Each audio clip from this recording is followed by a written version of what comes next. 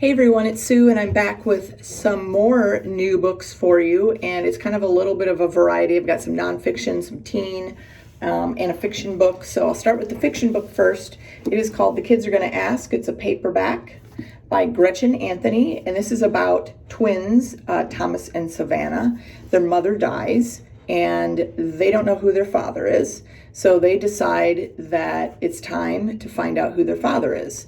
And their quest gets a lot of viral interest, and they are offered the chance to host a podcast called The Kids Are Gonna Talk.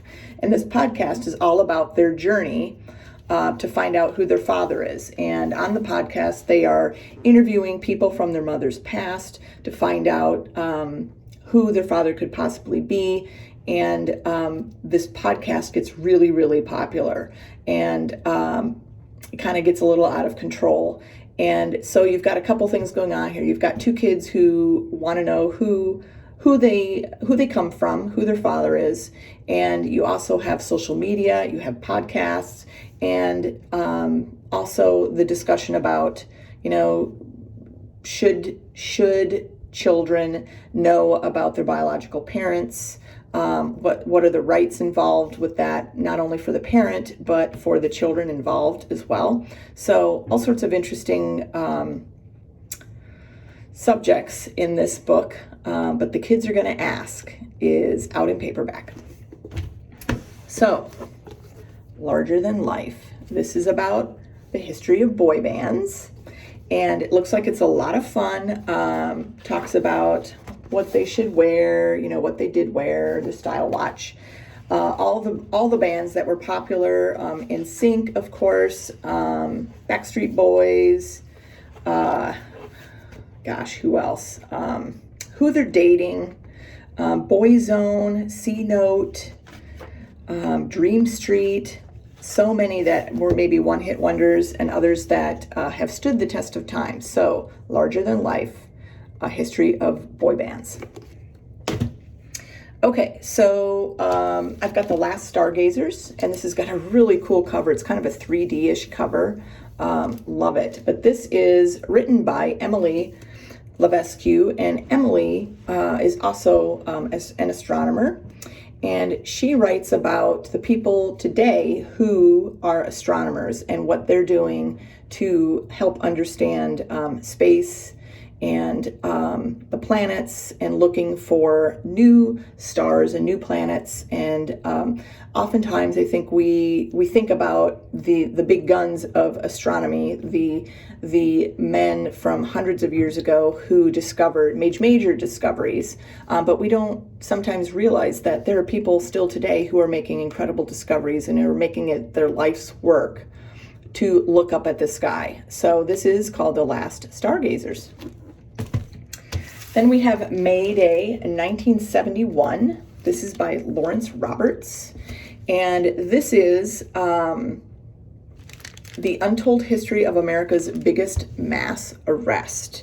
So this takes place in 1971. Richard Nixon was in the White House, and the Vietnam War was still going on. And people decided that they were going to descend on Washington, D.C., and they wanted to protest and have the Vietnam War end. It'd been going on for way too long, thousands killed, didn't seem to ever be ending, and it was very unpopular. So this is about Richard Nixon and his administration, and they were determined, of course, to stop this. This was one of the biggest insurrections, protests in America up to this point. And it's a really interesting look at history and how history repeats itself a lot of times. And demonstrations are not new. They've been going on for a long time. So this has got some great photos in it as well about some of the major players and why they were protesting and what happened when all of these thousands of people came to Washington, D.C. So May Day 1971. Then I've got a couple teen books. This is called A Song Below Water. This is by Bethany Morrow, and this is about mermaids and sirens in modern day Portland, Oregon. So this looks like a really interesting read. If you maybe want to try something that's got some kind of magic in it or is a little bit different, but maybe you don't want to read about vampires or any kind of supernatural creatures. Well, to me, mermaids are always popular, and this looks like a really interesting young adult novel. So get this one a try. And then we have The Voting Booth. This is by Brandy Colbert. And this is, of course, very timely. This is about two people who meet on the day that we are all voting. And Marva has really done a lot of work to go out and get people registered to vote, signed up to vote. She has gone out and talked to people, visited neighborhoods, done all of it. She's really devoted a lot of time to this. So this is the day. This is voting day. So she's at her polling place and she notices Duke, who has come to vote. It's the first time he's voting. And it's not really all that important to him. He's going to vote and he wants to just get it over with so he can go play with his, play in his band, and he's got other things to do. But when he goes to try and vote, he's told that he is not able to vote. He's ineligible for some reason. He's turned away. Marva sees this and she's like, oh no, this is not going to happen. I have worked and worked and worked, and I'm going to make sure that this kid can vote.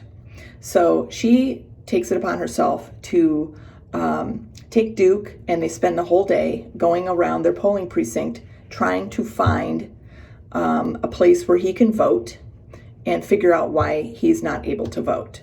So, of course, as they spend the day together, they start to know each other a little bit, and of course, romance starts to percolate to the top. So, this is a really interesting book, takes place over a day or so, and it is called The Voting Booth. So that's all I've got this week. Lots of great stuff to read. Please make sure that you're visiting the library. You can make an appointment to come visit the library for an hour and check out materials. You can also give us a call if you have items on hold and you want to pick them up. Just give us a call and let us know when you will be in to pick those up, and we can have those ready for you as well. Thanks, everybody, and we'll be talking to you again soon. Bye-bye.